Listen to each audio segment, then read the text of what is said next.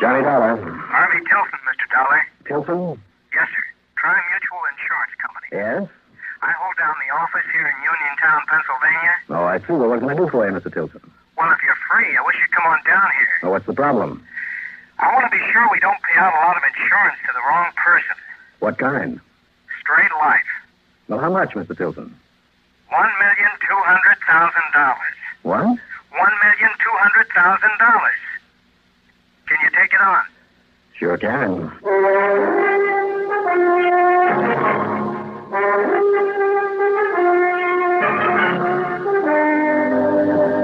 CBS Radio brings you Bob Readick in the exciting adventures of the man with the action-packed expense account, America's fabulous freelance insurance investigator. Yours truly, Johnny Dollar.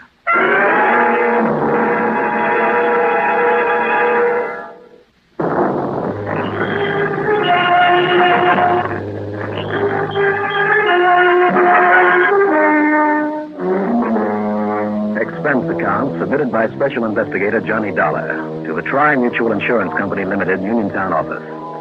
Following is an account of expenses incurred during my investigation of the wrong sign matter.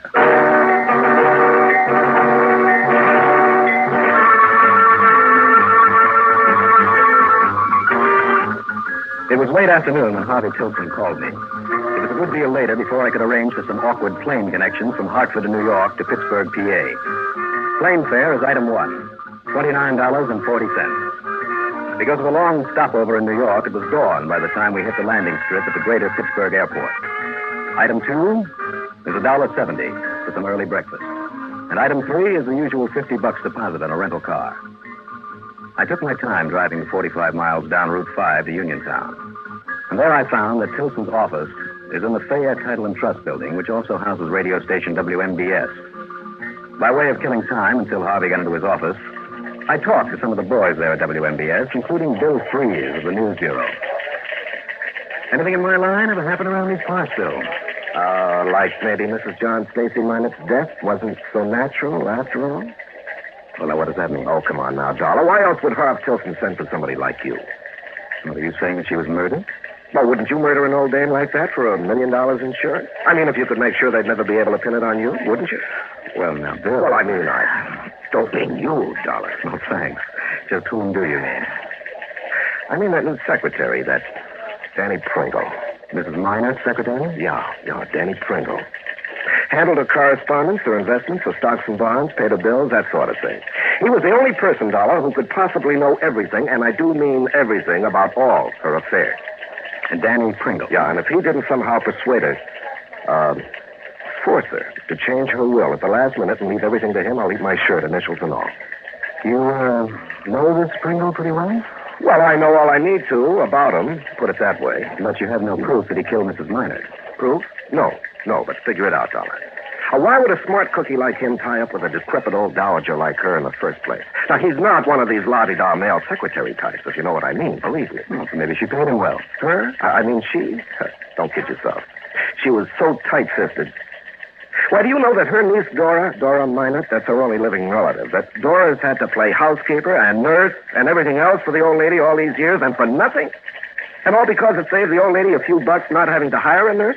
And Mrs. Minor has left Dora nothing? Not according to this new will they found. Everything, Dollar, and most of it's the insurance. Everything goes to Danny Pringle.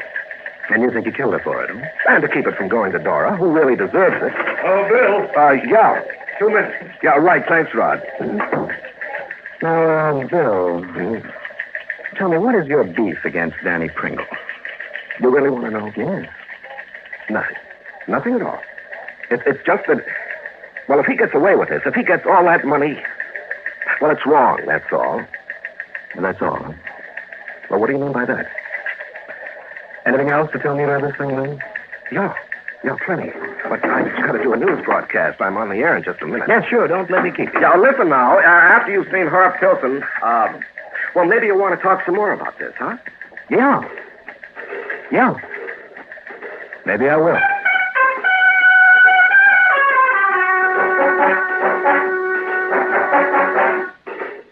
Yes, Dollar, you're right. Bill has been working hard to get this Danny Pringle held for murder. I see. Why? Well, I agree with him. Pringle had plenty of reason for wanting her dead. He made no bones about it. The only reason he took a job with that cantankerous old crone was in the hope of latching onto some of her money. Most of it's insurance. Yes, so I understand. And now that we found out that she'd suddenly made a new will cutting off her niece, Dora, well, Harv, is there any real Evidence that Bill could be right, that Pringle might have killed Mrs. Minot? Dr. Hugo Bessem, one of the finest pathologists in this part of the country, examined the body and said that she died of natural causes. Oh? Doesn't Bill know that? He knows it all right. Well, why does he keep on accusing Danny Pringle? Dora. What? Bill is in love with Dora Minot. Oh, I see. You see what? Well, a new will, you said. That's right. Cutting off Dora. Yeah. Leaving the estate, mostly insurance, to... Wait a minute. Bill? In love with Dora Minot, in spite of the fact that he thought she was going to inherit $1 million or so. Or because of it. Oh, now, Dora... So didn't Bill have, or think he had, a good reason for wanting Mrs. Minot out of the way? Oh, now, wait a minute, Don. Are you saying that Bill Freeze killed Mrs. John Minor to marry Dora and get his hands on the insurance? Well, it's a possibility, isn't it? If? If what? Well, if Dr. Bessem hadn't said that she died of natural causes. He could be wrong, couldn't he? Well, yes, I suppose so.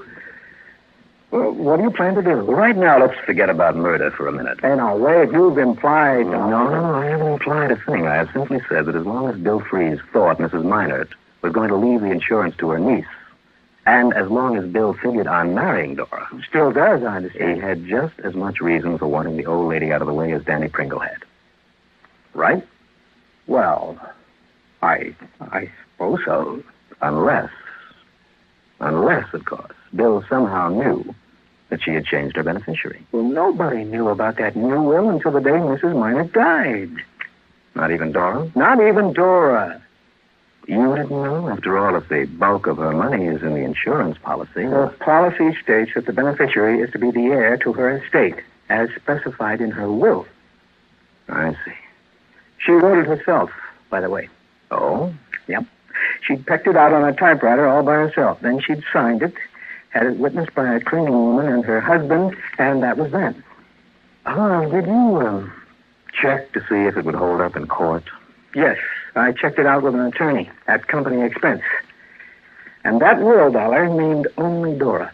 But now there's a new one. Yes, naming Danny Pringle as the sole heir. It just doesn't make sense. Dora cared for, nursed her along for years, was the only person who deserved a cent from Mrs. Minot. So what did she end up with? A slap in the face? Where did you find the new will? Dora found it. Where? In the safety deposit box at the bank. It was listed in both their names. Well, I thought those boxes were automatically sealed when somebody died. Well, Dora dug into it before anyone else knew that her aunt was dead. Oh? Well, it sounds like she was gunning for the old lady's insurance, too. Well, could you blame her? She deserved $1. Still does. Anyhow, when she found this new will, she was so upset by the way she was cut off with nothing that she brought it to me and asked what could be done about it. I had to tell her nothing. What I'd like to have done was tell her to burn it up and say nothing about it. Because it's wrong, Dollar. It's all wrong. Now, don't tell me you're kind of sweet on Dora, too. I am not, but I do believe in justice. Don't you see? Unless this new will is a phony, a forgery, and it isn't, Danny Pringle's going to walk off with over $1 million that ought to go to Dora. Unless that new will is a phony. Where is it, Harv? In the hands of an attorney appointed by the court to handle the estate. But when she brought it here to show me, I made a quick photostat. Like to see it? Yes, I certainly would. All right. Here. And here's a stat of the earlier will. Mm-hmm. Yes. It's a pretty lousy typing job, both of them. I told you, she pecked them out herself. And her fingers were all cramped up with arthritis these past few years. But you can see the typing is the same, including the same repeated errors. It's funny she didn't let Pringle type out this later one for her. After all, that was his job. And as long as she was leaving everything to him... Well, apparently, for some reason or other, she wanted to keep it from him. At least he claimed he had no inkling she was leaving him everything. Well, that doesn't seem likely, does it? Well, who knows with an eccentric old biddy like her. The point is she made out both wills herself. You see the signatures? Not only hers, but the witnesses match perfectly on both documents. That's so? Well, these witnesses, Marjorie Durkin, John Durkin. Marjorie came in to do the heavy cleaning for her once a week. Not much good, but after all, Mrs. Minard only paid her $2 or $3 a day. Did you ask her if she has any idea why Mrs. Minard made this change? It's the first thing I thought of, Dollar. But I found out that the Durkins died about a month ago. Hit and run, going home one night. Oh, hit and run, huh? When was that, Hans? November 7th. Mm-hmm. I see. What? Well, it was only a couple of days after this new will was made. It's funny. Well, it's certainly nothing to get suspicious about. Isn't it? Is it? Well, hit and run, you said. That's right. And with them out of the way, nobody can prove they didn't witness a second will. Hmm? Oh, look, if one of these was a phony, this last one, but... Yeah, but look at them, and the police agree. Not only the signatures, but even the sloppy typing. Well, typing wouldn't be hard to imitate, provided the same machine was used. And Harv, tell me this. Yeah. Dora. Yeah. Did she by any chance kind of go for this Danny Pringle? She did not. Those two hated each other. And I told you that she and Bill Freeze are practically engaged. All right, then tell me this. What? Is Dora broken up over the death of her aunt? She is not. She isn't? Now, don't get me wrong, Dollar. She's a nice girl. She started out nursing Mrs. Minard out of pity for her. Started out? Yeah. And then when the old crow wouldn't let her go, became more demanding, more abusive. Well, I'm sure that Dora would be the first to admit she stayed on in the hope of some reward when Mrs. Minard died. She'd been told about the first will. But she didn't know about the new one? Not until she opened that safe deposit box. Anything else, Harv? That's the whole story. Okay. I guess you're right. There's something very fishy about this whole thing. There certainly is. And with over $1 million involved... Maybe this last will is a phony. I don't see how it possibly could be. But if it isn't, if Mrs. Minard was murdered... In spite of what Dr. Besson said? Well, it kind of looks as though I have 3 people to work on, doesn't it? Danny Pringle, Bill Freeze, and Dora Minard.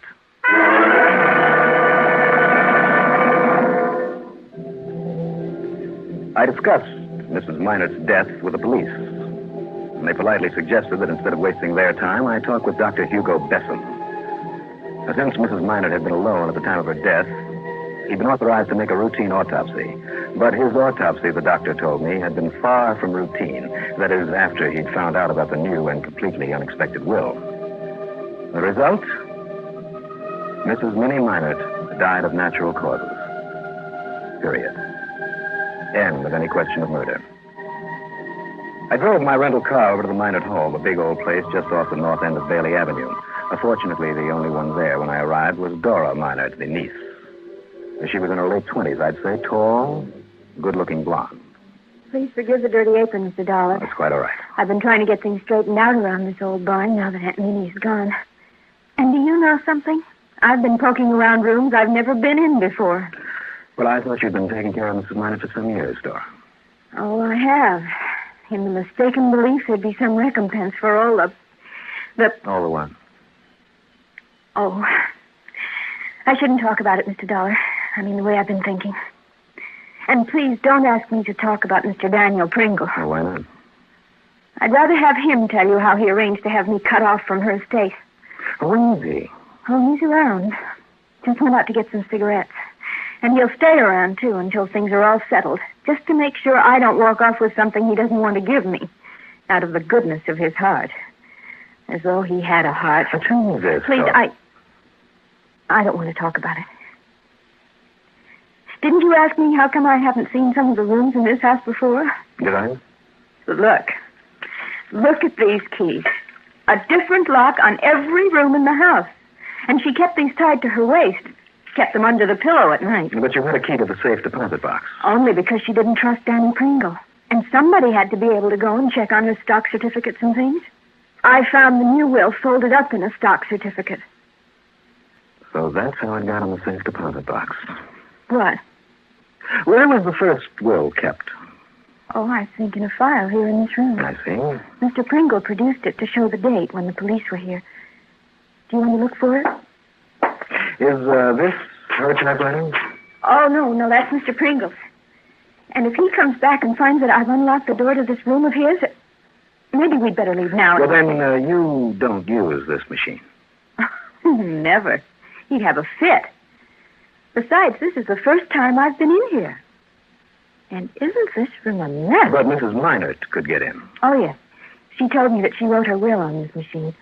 I mean, the first one that was to leave me everything. But why she had to go and write another, and only after she knew that she was going to die. Perhaps I could tell you why, Dora. Mr. Pringle.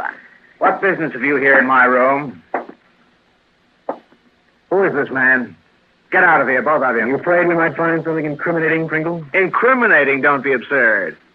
Who are you? Johnny Dollar, special investigator for the insurance company. Oh? Here are my credentials.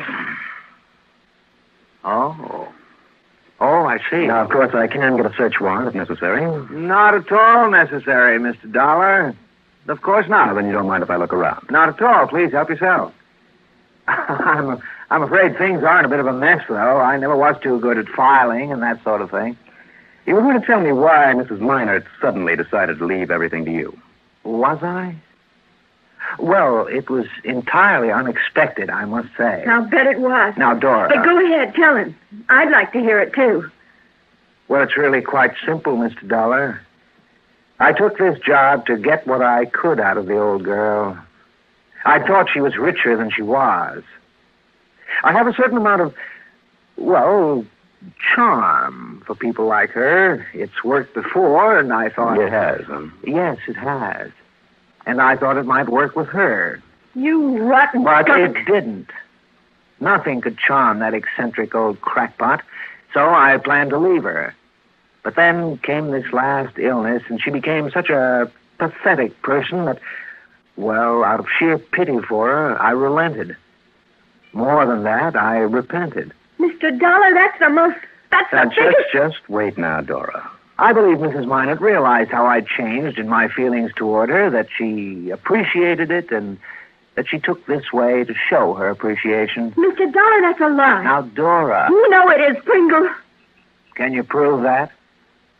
Isn't her new will that you found that I didn't even know about, isn't that proof that I'm telling the truth? Oh, Tell me just one thing, Pringle. Certainly. Could anyone else have used this typewriter of yours? And I'm assuming it's the one used to write those wills. I'm certain that she used my machine, Mr. Dollar. Could anyone else have used it? No.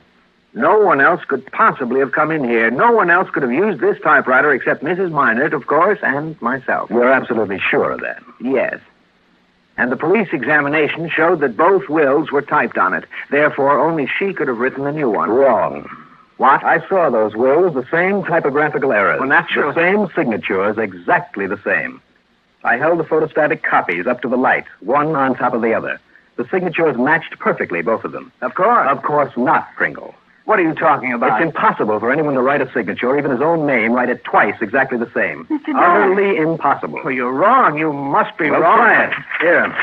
Try it. Now, listen. Not here. even your own name. Now, look here. So you wrote a new will naming you as the sole beneficiary. You traced the signatures, both of them. Well, you don't know what you're Then talking you about. realized that you'd have to get rid of the witnesses.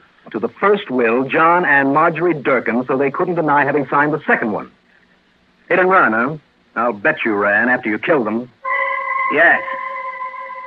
Yes, I did. Mr. Dollar. But you'll never live to tell it. Oh, put that gun down. Over there beside him, Dora. Now, come on, Pringle. You don't think I'd come here alone, do you, without the police? What? All right, Sergeant. Here he is for you. Police? No, that's right. Pringle! What police? What are you talking about? Well, it's the oldest gag in the world, Dora. But amateurs still fall for it.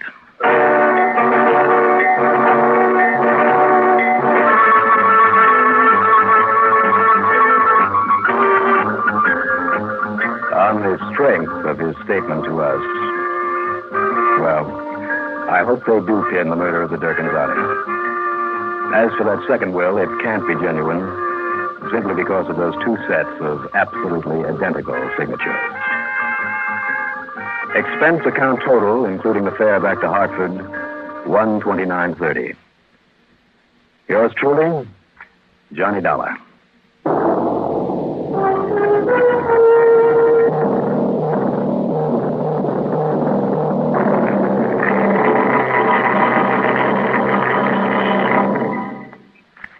Now, here is our star to tell you about next week's story. Well, first a word for radio station WKAT. It's the new CBS radio affiliated station in Miami, Florida. We're glad to have them with us on the network, to have them provide the people of Greater Miami with a different sound of CBS radio's outstanding programs. Welcome, WKAT. Next week, a storybook murder that suddenly comes true. Join us, won't you? Yours truly, Johnny Dollar.